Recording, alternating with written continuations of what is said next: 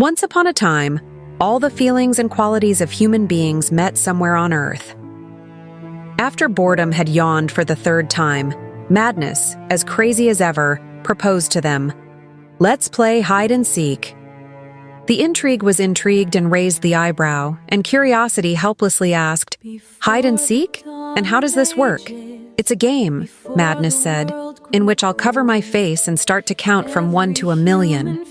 And when I'm finished counting, the first of you that I'll be seeing will have to take my place and continue the game." The excitement danced enthusiastically, supported by the Euphoria. The joy was jumping around wildly and ended up convincing both the doubt and even the apathy, who never seemed interested in doing anything. But not everyone wanted to participate. The truth preferred not to hide herself. Would this do her any good? Not really, as in the end, she would always come to the daylight anyway. And the Pride said it was a very silly game, and the Cowardice chose not to take any risk. 1, 2, 3. Madness started to count.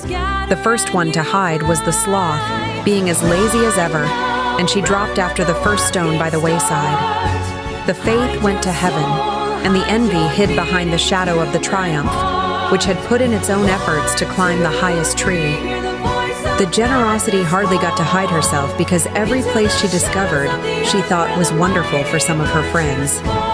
A crystal clear lake for the beauty, a hole in a perfect tree for the shyness, the flight of a butterfly for the voluptuousness, a great gust of wind for the freedom. The Selfishness, however, found a very good place from the beginning, airy and comfortable, but just for herself. The Lie hid in the depth of the ocean. The Passion and the Desire hid in central volcanoes. The Oblivion. I forgot where Oblivion did hide, but that's not important. The Madness had already 999,999, and the Love had not yet found a place to hide among the flowers. The Madness counted 1,000,000 and began searching. The first character she found was the Sloth, just 3 steps behind some rocks. Thereafter, the Faith was heard arguing with God about theology, and the Passion and the Desire were felt vibrating in volcanoes. In a slip, he found the Envy and, of course, could figure out where was the Triumph. It was not necessary to look for the Selfishness because he just went out from his hiding place. It had proved to be a hornet's nest.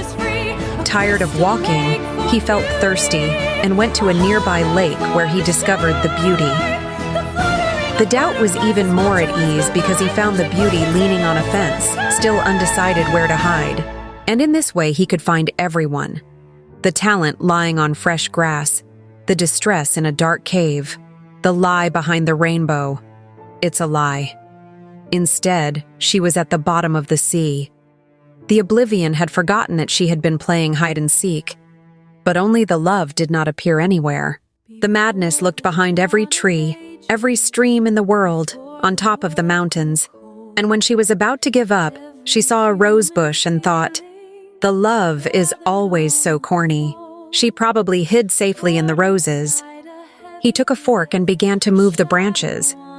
Then suddenly a scream was heard. He had hurt the eyes of the Love. The Madness did not know how to apologize. She cried, she prayed, she asked to be forgiven, and promised to be her guide. Since then, since for the first time hide and seek had been played on Earth, Love has turned blind, and Love is always accompanied by Madness.